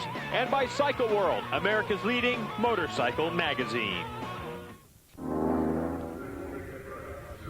Well, Ben and I just been watching that overtake on Yanagara course. A nice move. Thanks. It was the funnest time I had during the whole race. The rest of the time I just spent chasing these boys, and it was a rough one. It was tough. We didn't get the start we needed, and these guys got really well off the line, and Colin just took off, and then Ruben made some great passes and got up there in second and left us all. So good job to these guys, and we'll just go out there and try to mix it up to them in the next one for sure. Would you say it was one of the most difficult circuits, though, A, to pass generally, and B, if you don't get that start, then you really have to work so hard, don't you? Yeah, I think it's one of the hardest circuits to pass, and it seems everybody's riding really well right now. I noticed all the guys in front were pushing real hard, a lot harder than it seemed like they had earlier, so it just seems that's the way it goes. You know, you come down to the end of the season, everybody really puts their head down, so everybody's riding really well, and I'll take third. Anything you can do to make changes to take first in race 2? Yeah, we're going to try to do something, but it's going to be a tough one, and I think we can do it. Okay, thanks, Ben. Well done today. And nice to see Spider-Man Ruben Zaus on the podium. Nice ride, smooth. Yeah, it's not well smooth. I'm never smooth, so... Well, it's okay. It's a good result for me, and the only thing I did is a start, you know. Laconi did a great start. I don't know how, but because I started really as soon as the red light gone, and well, I just need to pass some people, and Colin just already go away. So just try to catch him, and I didn't want to do what it happens in Monza. I know that I crashed 3 laps to go, and it was a podium already, and well, I just wanted to keep the podium, and because I've got some problems in the front at the end. But for sure, the second one, I'll try to do a good start, be with him already, and start and battle with him.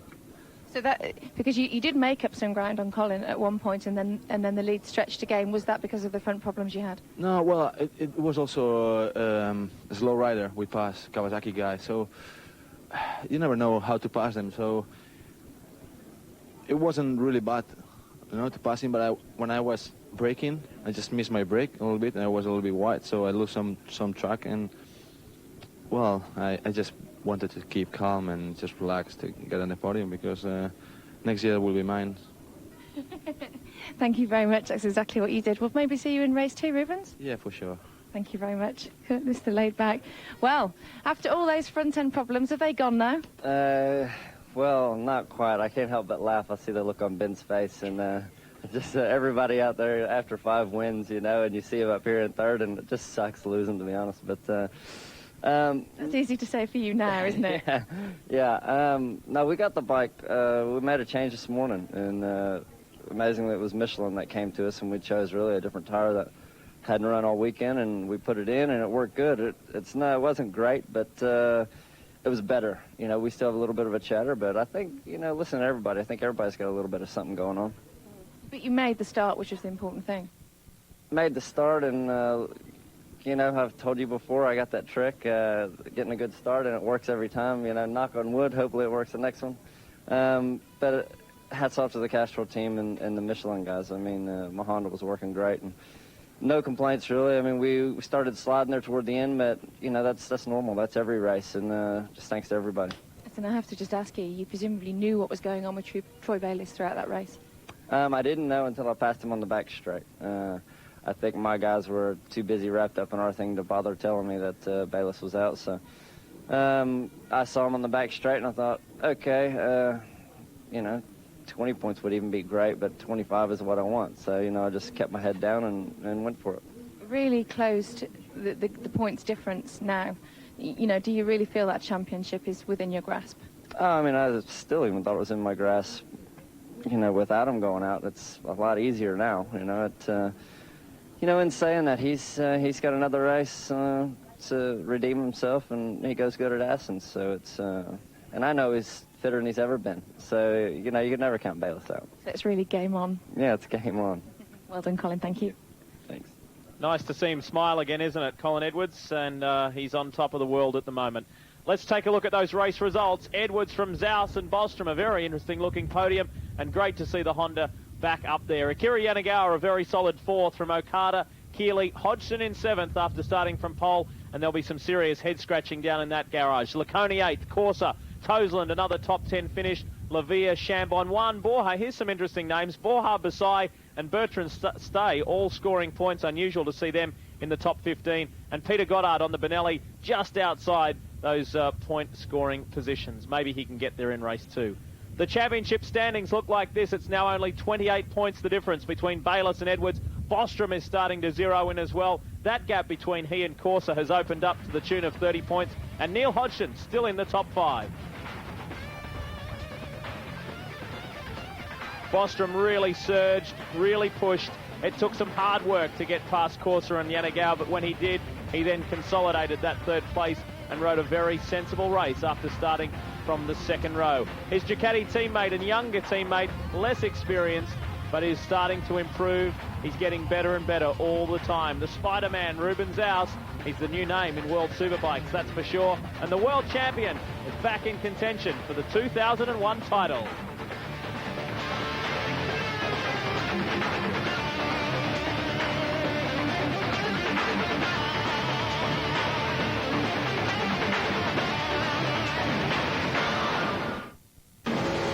NASCAR Victory Lane. A full recap of all the day's action. Tonight at 9 on Fox.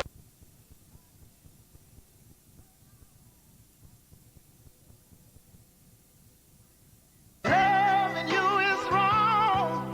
I don't want to be right. The Roadstar from Yamaha. Loving you is wrong. When I evaluate a company, I ask myself, would I put my own money in this company? I see no reason to buy the stock in here. This is not a job that's done well behind the desk. We go out doing the field work that the individual investor does not have time to do. The inventory was in terrific shape going into the 4th quarter. My job as an analyst is not just about buy recommendations. It's about not being surprised by anything. At the end of the day, we just want to do what's right for the investor.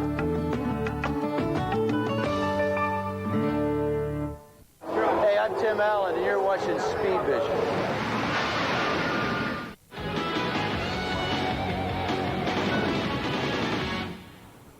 Shopping for the components to build our dream machine is difficult work.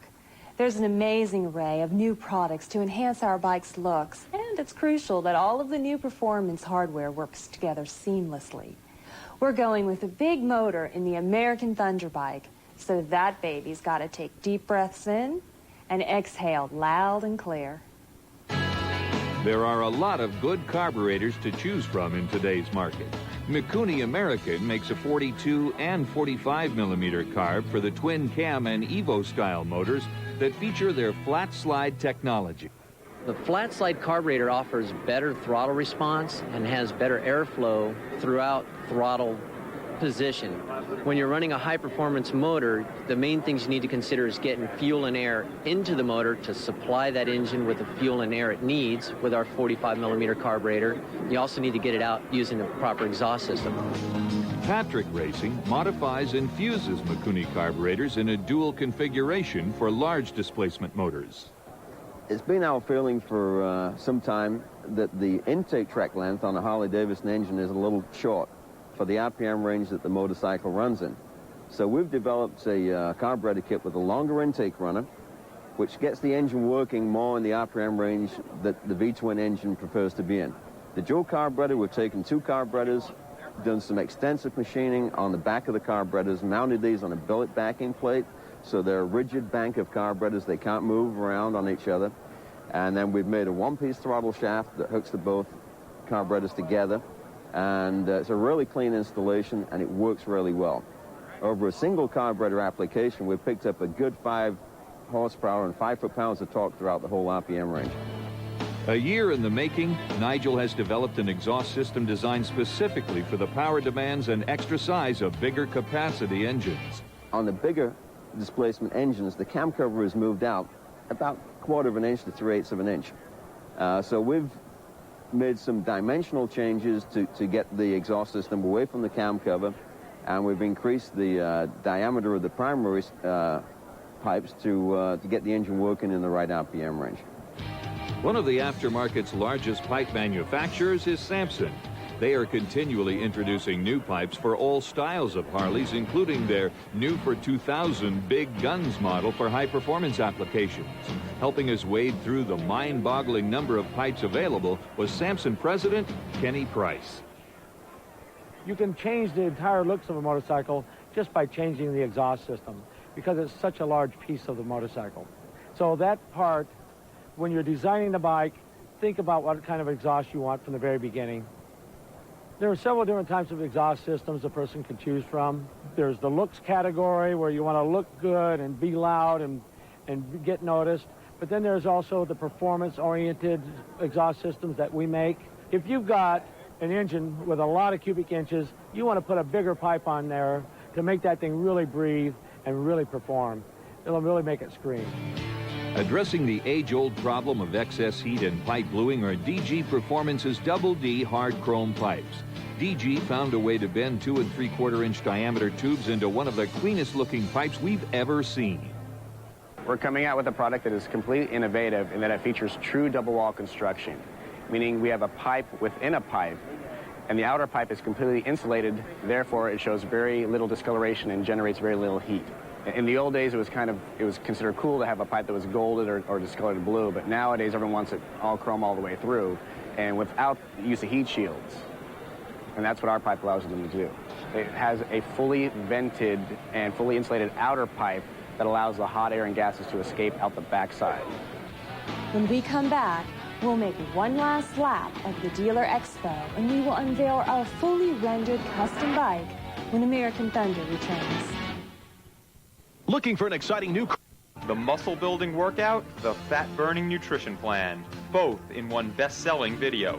Fitness Made Simple. Hi, I'm John Bastow, and like many of you, I tried just about every diet and exercise fad on the market, but nothing gave me the results that I was after. Finally, I used Fitness Made Simple to build the lean, muscular physique, including the tight six-pack of abs I always wanted, but never was able to see before. This video is transforming the lives of thousands of men and women. Become one of them by calling now. This could be the most important photo you ever take of your child. I'm Jamie Lee Curtis for Ford and the National Center for Missing and Exploited Children.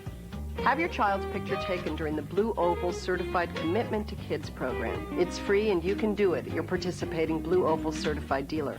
This Kid Care ID kit and a set of fingerprints can help ensure your child's safety.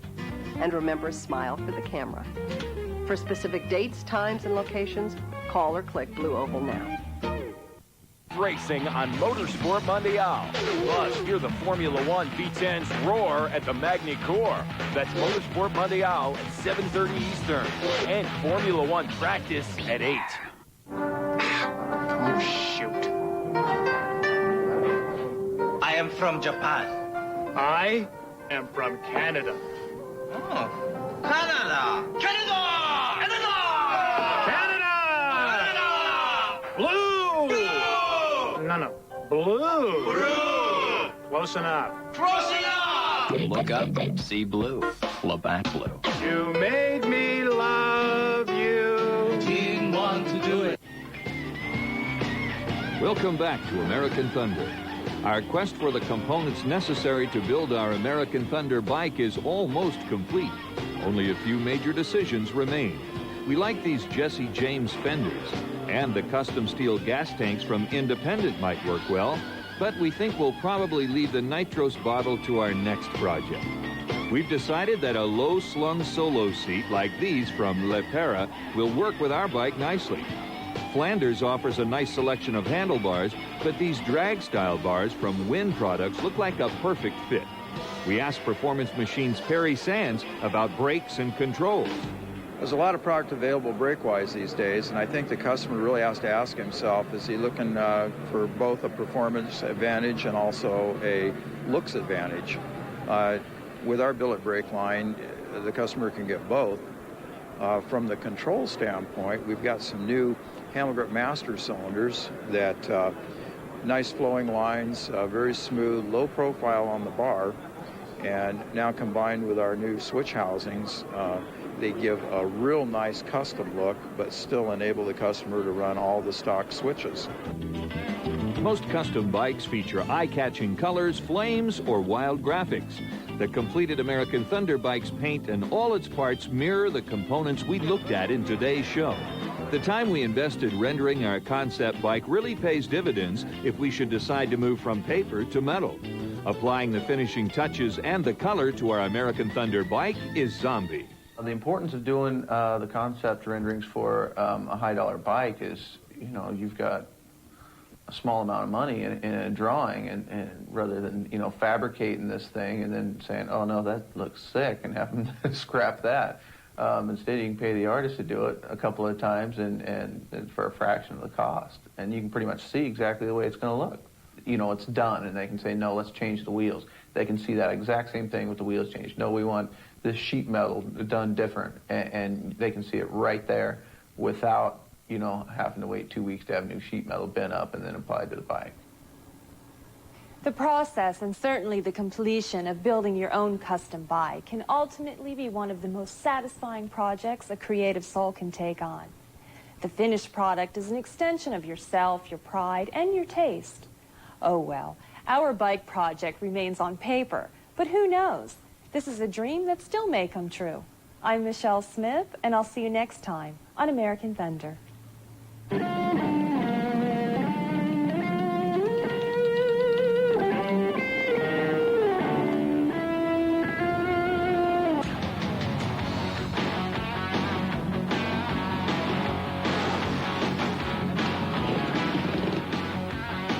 For more motorcycle information, log on to speedvision.com.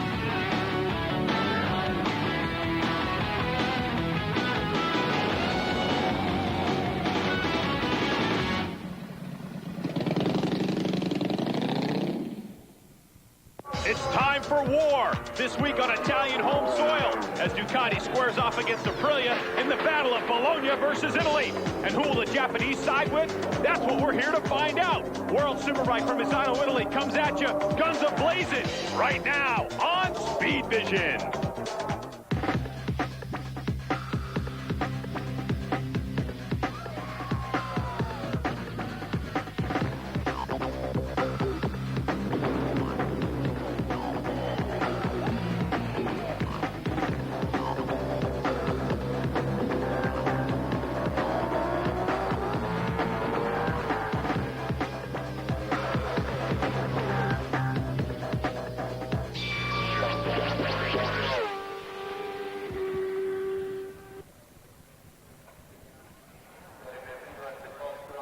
Welcome to race day to San Marino, and this is the Misano round of the 2001 Superbike World Championship. What a magnificent weekend we have had here on the Italian coastline. Marvelous weather and some quite exciting action that has happened so far. There we are, just a little over the halfway mark in this 2001 season. Laguna Seca in a fortnight's time, Brands Hatch a fortnight after that, and then just 3 rounds remaining. Germany, the Netherlands, and we're back here in Italy for the final round, the 13th and final round at Imola on the 30th of September. A fantastic crowd in attendance. They've really been enjoying all of the sunshine, the atmosphere, the activities.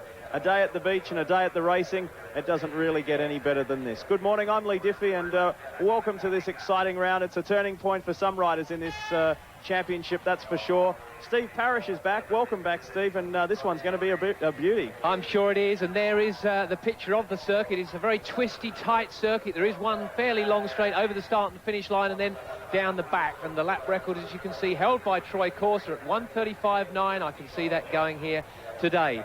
It's 4 kilometres round, 2.5 miles, and it is hot here today.